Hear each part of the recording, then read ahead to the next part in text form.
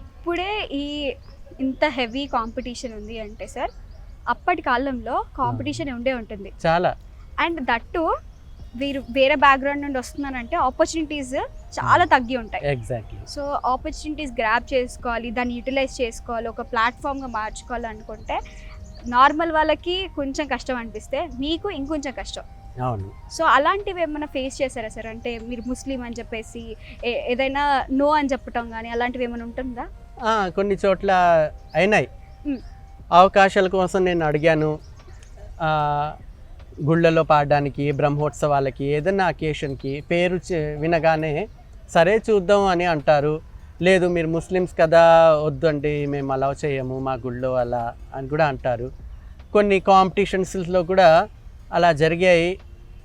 కొన్ని కాంపిటీషన్స్లో వాళ్ళకు ఇచ్చుకుంటారు ప్రైజెస్, స్పెషల్గా తెలిసిన వాళ్ళకి. సో నాకు ప్రైజెస్ ముఖ్యం కాదు, డబ్బు ముఖ్యం కాదు. సంగీత జ్ఞానము తేరాస్వామి అంటారు, సంగీత జ్ఞానము భక్తి వినా సన్మార్గము కలదే ఓ మనసా, సంగీత జ్ఞానము భక్తి వినా. ఈ సంగీత జ్ఞానం భక్తి మార్గం, ఒక పర్సనాలిటీ డెవలప్మెంట్ ఎడ్యుకేషన్, మంచి సంస్కారం ఏర్పడుతుంది సంగీతం నేర్చుకున్నందువల్ల.